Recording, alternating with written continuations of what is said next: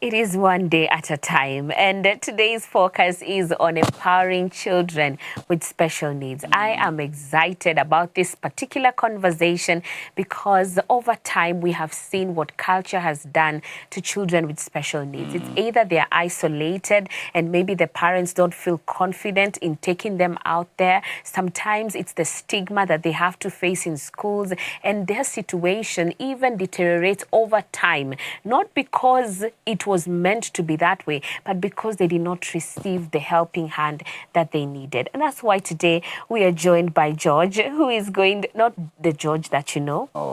There's another George. This other George is Otieno.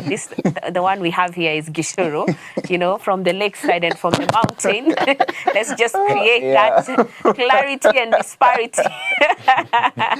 Yes, but anyway, we are going to be having this conversation and would love for you to be part of it. We are live on YouTube, and also you can send us your questions, any feedback you may have to our WhatsApp number 0708 222 323. So without much further ado, George, how are you doing this morning? Tell us more about you. I'm good. Thank you so much. I'm happy to be here.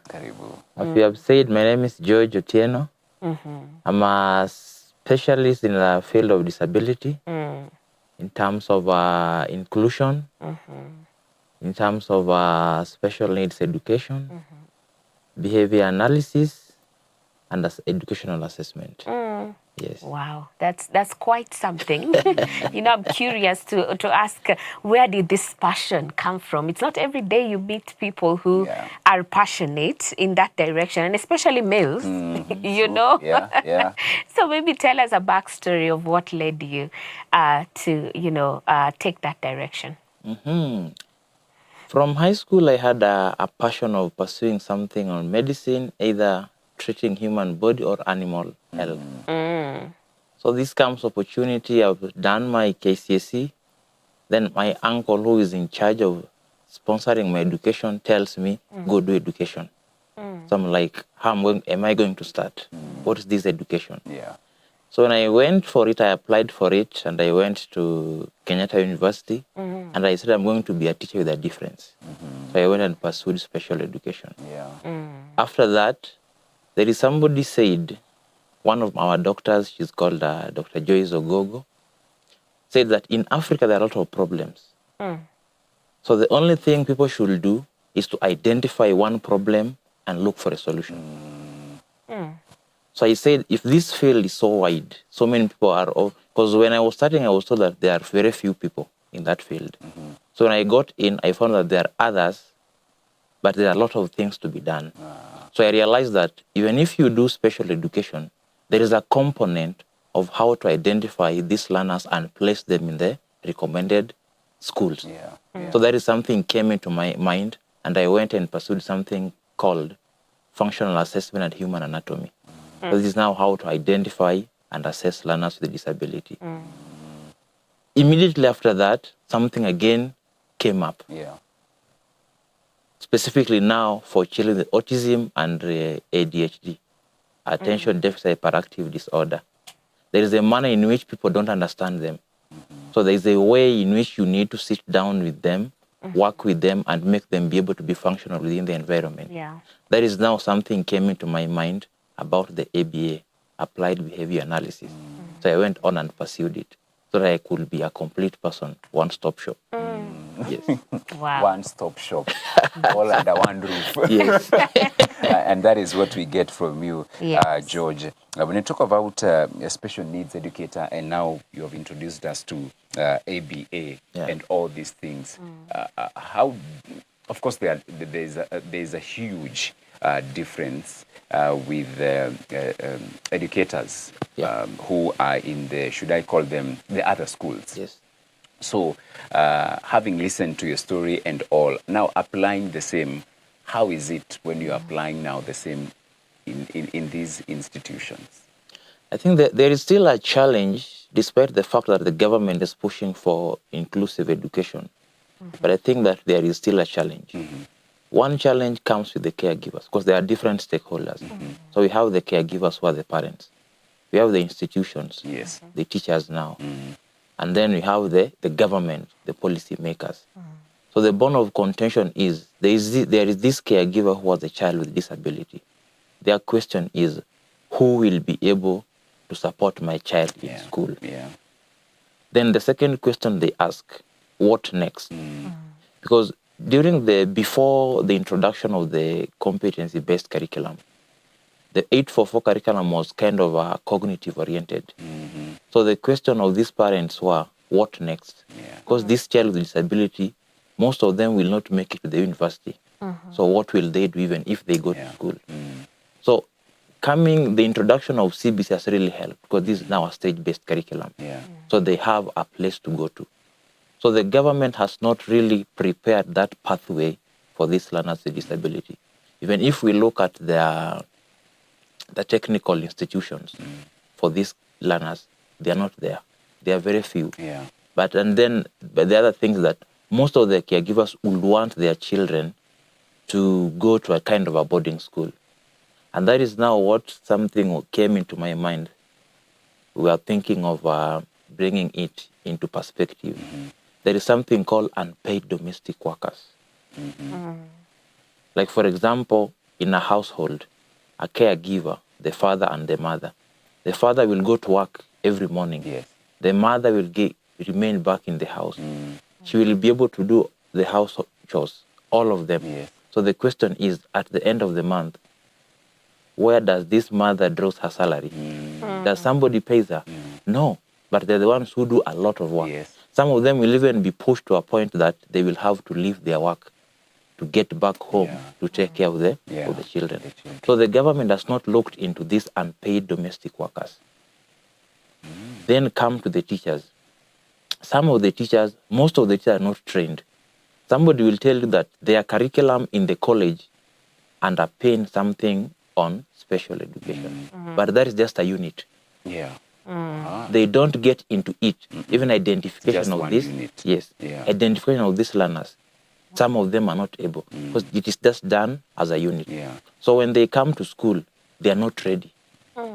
How many schools, even in the assessment field now, there are so many caregivers who will tell you that this school will tell me that we don't take this kind of children here. And yet the policy paper states that all children should be taken to any school to get the support. The second thing on the teachers is that some of the teachers are going to this field with the notion that I'll be paid more in relation to other colleagues who have not done special needs. So when they get into the field, the reality hits them. There is no that more. So they will not be able to undertake this. Right. So there's still a lot of challenges. Oh my.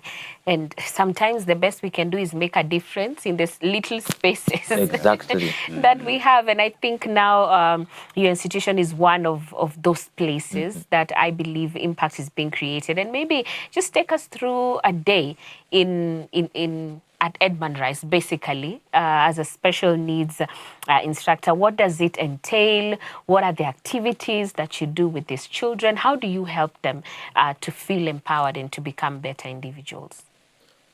That is a good question. What we first of all need to understand that children with disability operate at different levels.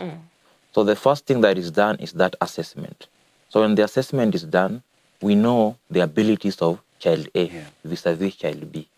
So when they are taken to the classes, their kind of a pathway is what we are calling the stage-based curriculum. So we have the foundation, intermediate, and pre-vocation. So within the foundation, this is the same as for the play group up to grade 2 when it comes to the regular schools. So during this particular time, they're just made to acclimatize with the school environment. They know what happens in schools. So those who, after that, there is another internal assessment that is done to check the level of skill acquisition. So they are taken to the next level. The next level is now the intermediate, which runs from around grade 3 up to around grade 4 in the regular schools. So this is now kind of a classwork that takes place. The kind of prerequisites knowledge that are given in relation to the other curriculum. So during this particular time, they are prepared. Because there are some kind of learners that will come, appear to have disability. Yeah. Like, for example, those with the emotional and behavioral disorder. They might appear that they have a disability, but this one originates from the environment where they come from, the homo environment. Yeah. So sometimes when they're taken through those kind of activities, the school activities, they are able to acquire some skills. So they can be taken to the regular schools, what some of us talk of mainstreaming. Yeah. Yeah. So those who are not able to go to the regular schools, they are now taken to the pre-vocation. So they are given the prerequisite skills in preparation for the vocation, the hand-based skills. So the main thing with even though currently the government is brushing out the issue of special schools, but what we are saying is that each and every learner should be placed according to their ability and interest. For example, if a learner is not able to undertake the conventional kind of education, what we need to do is that, to what extent is this learner independent? So things like the activities of daily living, the adaptive skills, the bathing, the toothbrushing, the washing, they are taken through. So they have that opportunity to do that. So that when they get home, one day they will be able to stand alone. The caregiver will now be able to relieve. They can go to their work and know that if I leave food for Johnny, they will be able to pick food from the kitchen and eat. They not wait for me. So that is the main thing that we are looking into. So when they go to the vocational part of it, we are looking into, instead, because most of the children the caregivers are known to be beggars along the street. So what we are trying to paint is that I want to meet this child along the street, but selling something. So if they're selling for me, like, for example, the bracelets, the earrings, I want to buy a story behind the earring. I'm not buying the earring. I'm buying the story behind the earring. So if they are given this kind of the activities, they'll be able to stand by their own. If they sell something, they'll be able to provide for themselves. So that is what we are looking into. And we are asking the government to open more doors for these children so that they can have the hand-based skills. Having explained to us the routine and you, George, interacting with these children on a day-to-day basis, what are some of the challenges? If you can highlight some of the challenges that these children encounter in their bid, as you try to empower them, what are some of the challenges that these children go through?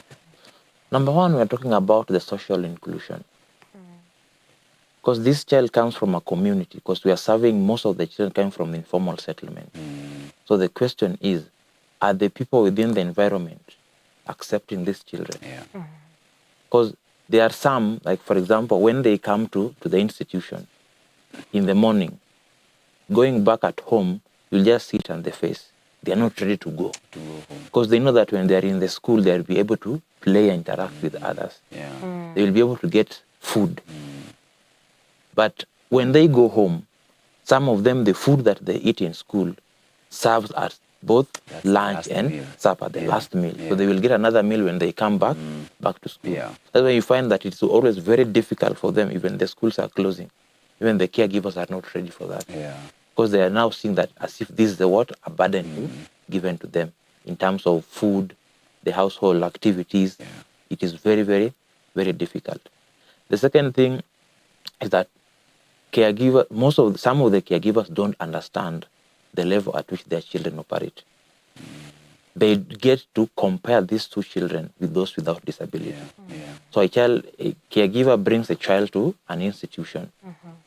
After 2 or 3 weeks, they want to ask you, why is child A able to do this and child B is not able to do this? So they are very fast at judging their children instead of having the patience to see them walk through the journey by themselves. So that has also been a very, very big problem. The third thing is that people who take care of them, I said that people are different. There are some people who interact with these children in the name of getting a higher remuneration. So when they don't get that, they get annoyed very fast. And some people have no patience. Because what these children teach people is about patience. To to what extent are you able to repeat one thing? Because you can even repeat one thing for the for the whole term. For the whole time. But if you have a clear goal, what you want to see, like for example, when it comes to therapy, a child who is not even, the head has not even stabilized. You can stay with this child for even 1 year before this head stabilizes. But the best thing, what we will have to appreciate when it comes out, that by the end of even the 1 year, this child is able to sit, or even to crawl, or even to smile. Because what is always unique about these children is that every time you meet them, you will see a smile at their face. So it means that they are innocent. The problem is with us. Because you will never pass them or meet them and they go without saying hi to you. And to us, how many people do we greet along the way? So I always see that the problem is with us. We are the ones with the disability, not them. That's why when it comes to the social inclusion, even when people talk about making the environment conducive for others to be, building ramps, the first thing I always see and say that it is us without disability who should build a ramp in our brain and our head, so that we can be able, so that we can able to see the person behind the disability, not the disability factor. Yes. Wow, that's really powerful and quite a sobering statement, because everything you're saying is true. Having interacted with them, indeed, you notice they're full of life. They just want to be happy. They just want to enjoy life, and they are playful, they are beautiful, they are amazing, and very much skilled. And maybe you can talk to us about some of the advancements, or rather some of the improvements, tangible results that you've been able to see from taking these children through the different stages. So the first thing I can say that currently we are seeing that some children are now moving from the special class to the regular classes. And I'm really happy that last year, one of the children that I worked with sometimes back was able to participate up to the national level for sports. And this is a child who had a cerebral palsy. Wow. So the parent did not even know about this. So the child walking through all that through and picking now the sports. So this is a child who, if the skills are now nurtured, they'll be able to go the Paralympic way. They'll be able to make a life out of this. The second thing, when it comes to the part of the vocational part of it, most of them are now making the bracelets. Some of them are now being trained into the catering part of it. We are doing the farming. You were there last time. You saw the farm. They are doing farming, so they know what is happening, and even some of them are even venturing into business, supporting, working together with the parents.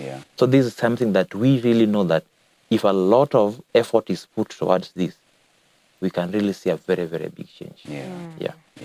Wow. It is one day at a time. And in studio, we are hosting George Otieno, a special needs educator and an ABA. And of course, giving us and sharing this inspiring story of how he even found himself pursuing this particular career path. He thought it would be different, but then again, when he went there to the university, he thought, why not pursue this? And here we are, as he's sharing his story, and also of how he is impacting the community, and especially those children with special needs. You can be part of the show, continue interacting with us, Hope TV Kenya, across our social media platforms. We are live on YouTube, we are live on TikTok as well. So get commenting. Keep tweeting, retweeting as well. Leave those comments. We will be sampling them as we continue with the show. We take a short commercial break and then we come back to continue with our conversation.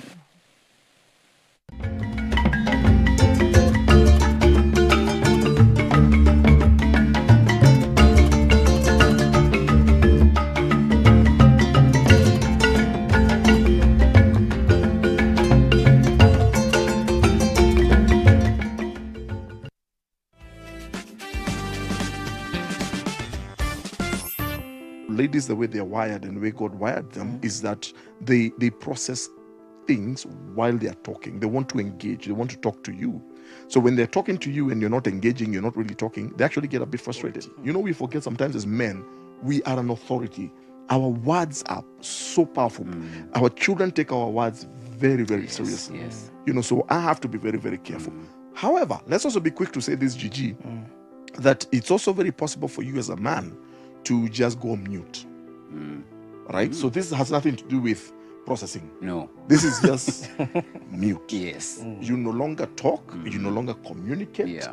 And the problem with that is this: it's a form, whether, and arguably, let me just say arguably here, that it is a form of emotional abuse. When as a man you go mute, you no longer talk, you don't communicate. You're not saying anything to your spouse. You're not saying anything to your children, to your loved ones. Your children need affirmation, validation. Your wife needs to hear you say something here and there, but you never talk. You come to the house, all you do is just maybe watch the news, watch your soccer, but you don't talk. You don't comment. They don't know what you're thinking. You have no opinion on anything. It's like your children can even go haywire, but you say nothing. In fact, sometimes children can even become rebellious.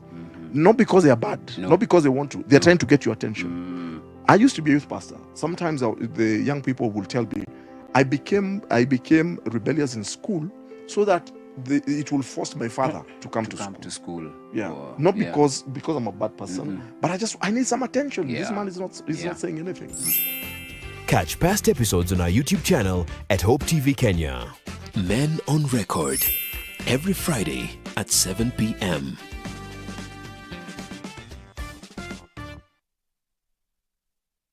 Thank you for tuning in to Hope TV, your go-to channel for hope, inspiration, education, and wholesome entertainment. At Hope TV, we are committed to knowing God and making Him known through powerful media content.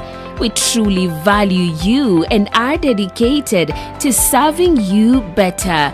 For feedback, inquiries, or complaints, reach out via WhatsApp or SMS on 0708 222 323.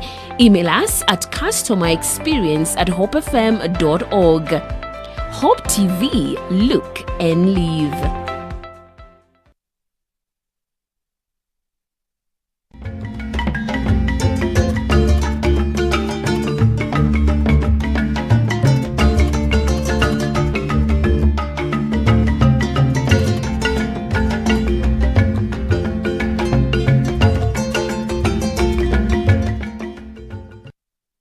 Amazing. We are back. And of course, we are having a conversation with George Otieno, who is really opening our eyes on how we can empower children with special needs. We are live on YouTube, on TikTok, and we would love to hear from you as well. Our number is 0708 222 323 in case you have any feedback you would love to send our way. But for those who are enjoying the conversations, thank you for joining us on this. And I would love for us, George, to talk about now the parents. And I believe that it's important to also look at their angle and what they see and the experiences you've also had. You've mentioned some of the challenges, that are there sometimes. The kids come, but then when they go home, it's a different story altogether. But talk to us about the positive remarks or the positive growth you've seen, even in the parents themselves, as these children are empowered and have become better. So I think I can start by talking about when COVID-19 visited us. It really brought a lot of changes in terms of supporting children with disability. Because during that time, the caregivers knew that they bring their children into the institution, they leave them there, and they go for the activities. And there came the pandemic. People stayed indoors, nobody visiting the houses. So some of the children who are going to school, some of them who are going for the therapy services regressed. So after that, we thought and said that there is something that we need to do. So the first thing when it comes to the supporting learners with disability, the first advocate is the parent, the caregiver. So what we did, we redesigned a program where caregivers were being empowered in different activities. And after currently now, I can say that most of the caregivers have acquired a little bit of basic skills when it comes to therapy. Yeah. So they are able to even offer therapy services to their children even when the school closes. And this is something that is very nice. Another thing is that, for example, for those with autism, most of the caregivers find it very difficult to work with them. Because a child with autism is that child who is a kind of, we talk of being ritualistic. They need to operate, they always operate in a designed manner. For example, if they're used to waking up at 7, going to school, and here come the school is closed, where will they go to? With them, they will not understand if you don't prepare them. Because what most of us do, that we assume that these children don't know what they are doing. Yeah.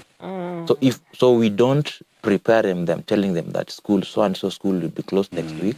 Yeah. And when school closes, we don't go to school. So they get prepared.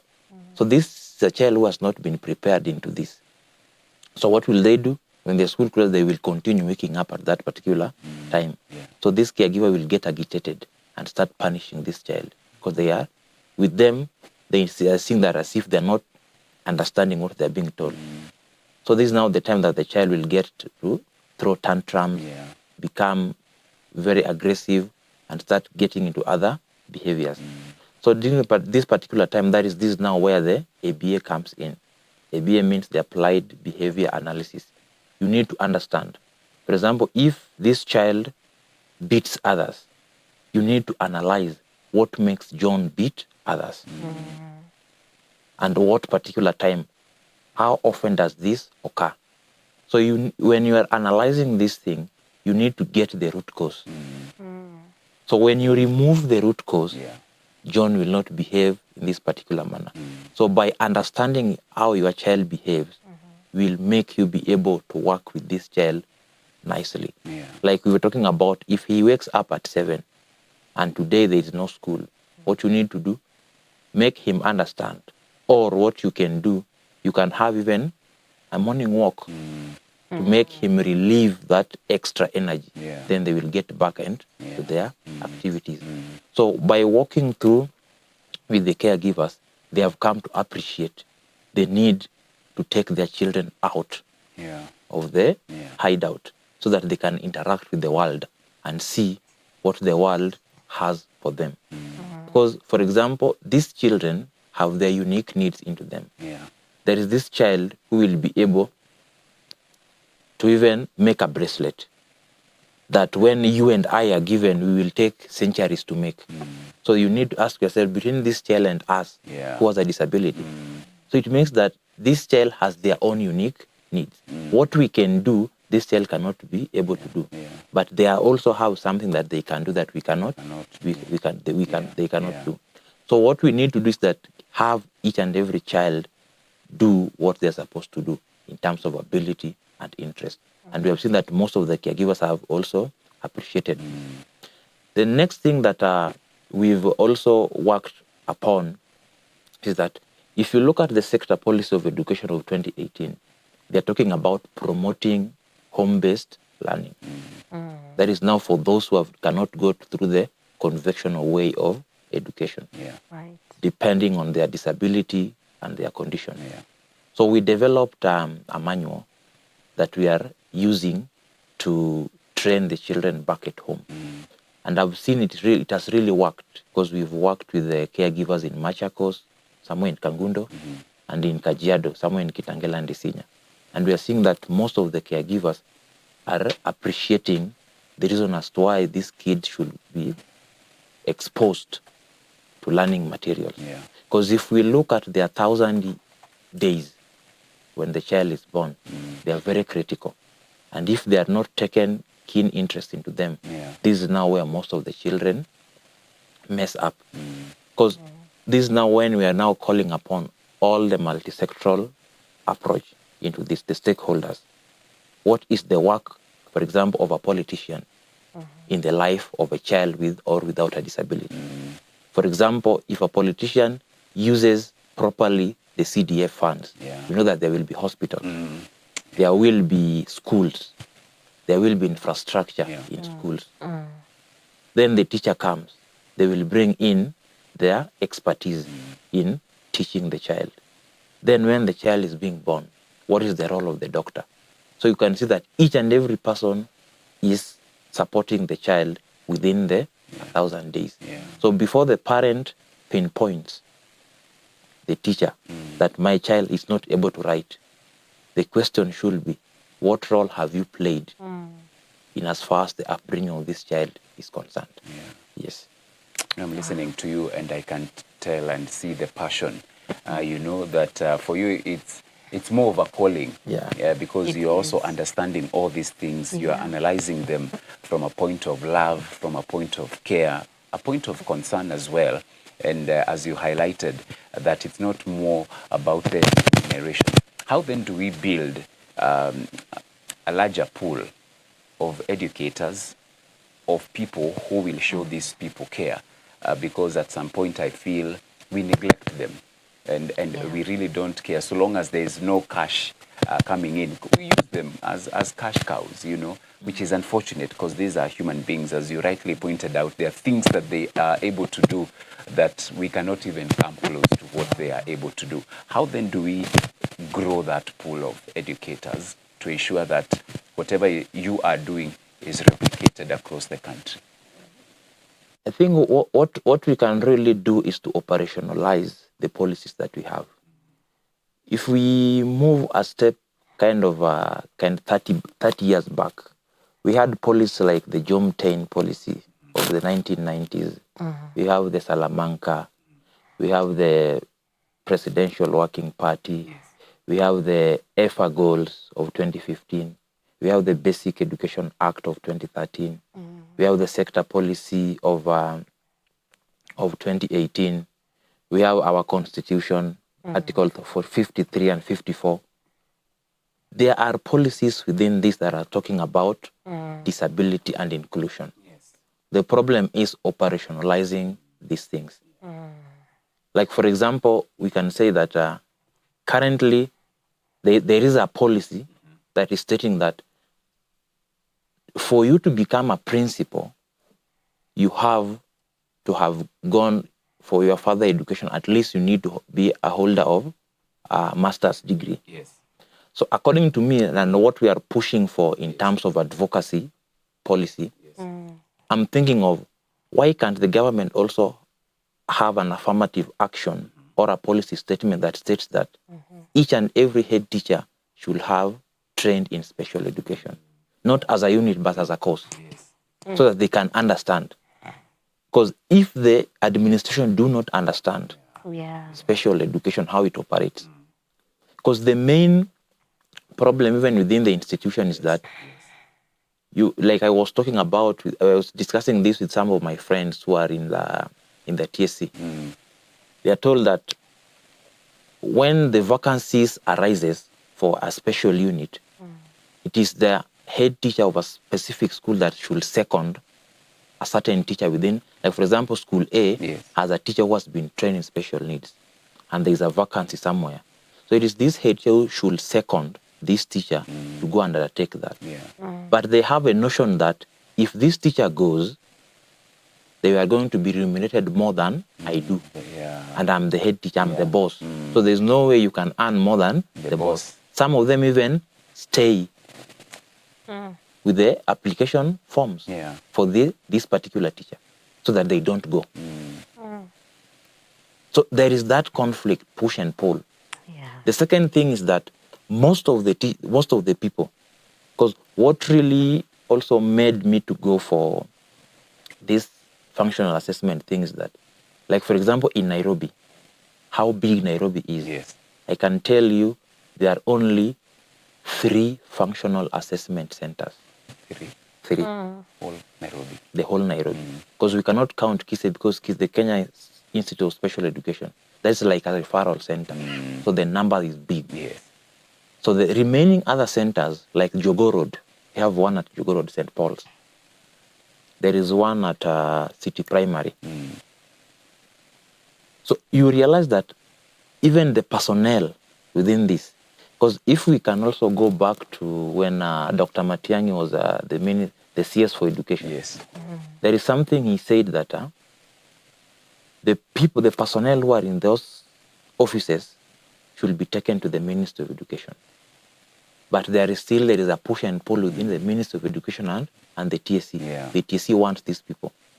In the notion that even the people who are in those offices in the name of assessors, believe you me, most of them are not qualified to do that work. Because I know somebody at the TSC at the upper office, I'll go and give out something, and then I'll be removed from the classroom and taken. But during Dr. Matiang's time, he gave an affirmative action and said that you need to go back to school and get trained as a functional assessor. Yes. If you're not ready to do that, you better go back to class or you retire. Because most of them are very old. They cannot get back to class. That is now what is happening. So we are urging the government to retract back what Dr. Matiang'i left and operationalize that thing. Because even I can say that those who are qualified to undertake that are not more than 25 in the whole country. Very And yet, the policy paper states that each and every sub-county should have an assessment. Sub-county, not even county. Not even county. Because each and every county, they are called county coordinators. So each and every sub-county should have an assessment center. How many caregivers know about this? And you cannot place a child into a school without going through assessment. That is the reason as why most of the caregivers opt to leave their children back into their houses. The second thing, when it comes to the rehab facilities, how many counties under their CIDP budget the rehab? There are no budget allocation for rehab sectors. So therapy is a mess. A caregiver will tell you that, for example, at Kenyatta here, you'll be told that you need to part yourself with 2,500 per day for your child to have physio or occupational therapy. When it comes to speech, it is worse. Because you need to part, within 2 hours, you need to have 3,000 for speech. And you're not guaranteed that your child will talk. No, it's not guaranteed. Why are we doing this? Because there are very few speech therapists in the country. What is the stakeholders within the education sector doing? Currently, as we speak, with the over 70 universities, it is only Kenyatta University that is offering speech therapy, and they are doing it at master's level.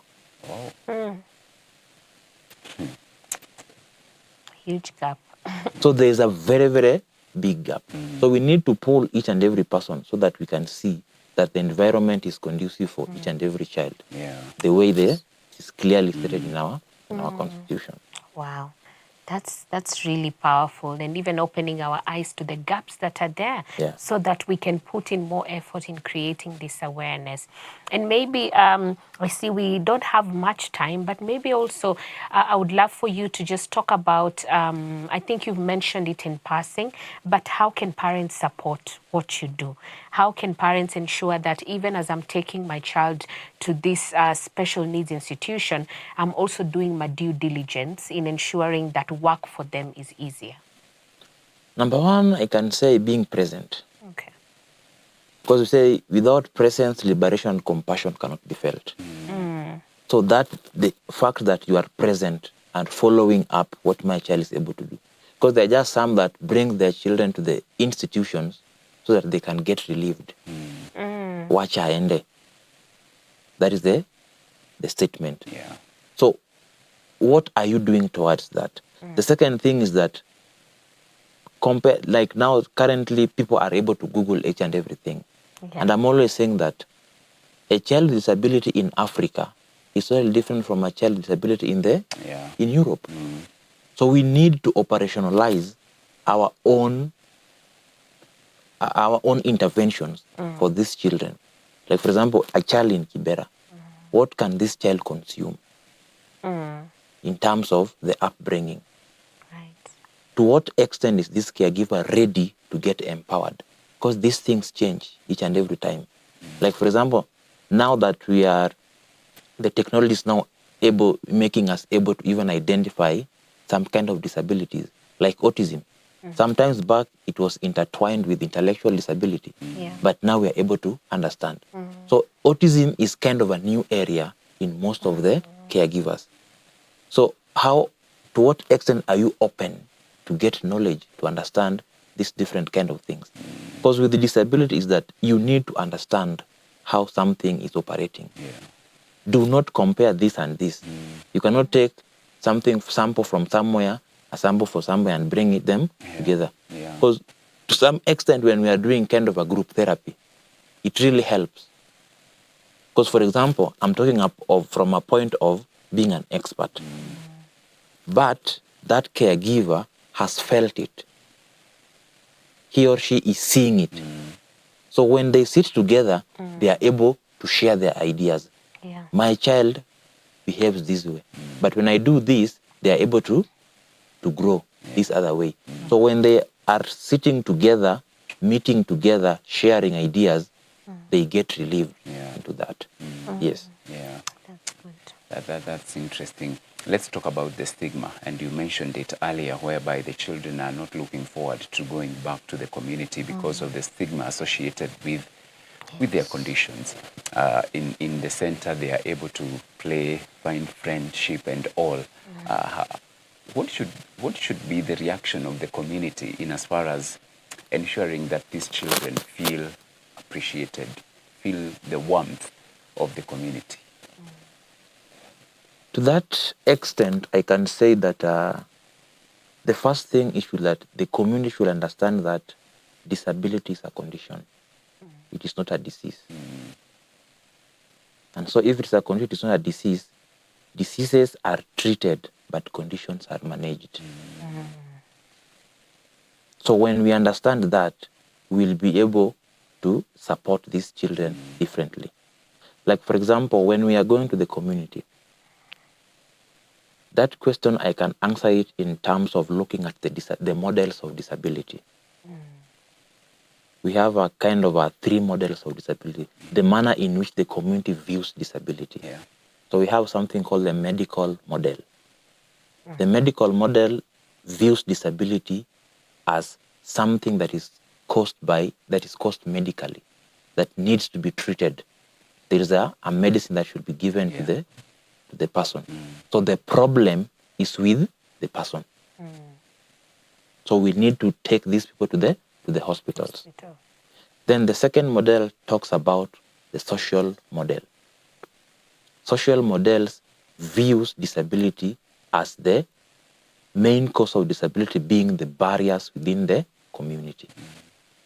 I'm not able to associate with you because you have a disability. The building has the barrier. Like, for example, when I was coming here, I was very happy because I walked through the ramp. So it means that there's a kind of a notion of disability inclusion within this environment.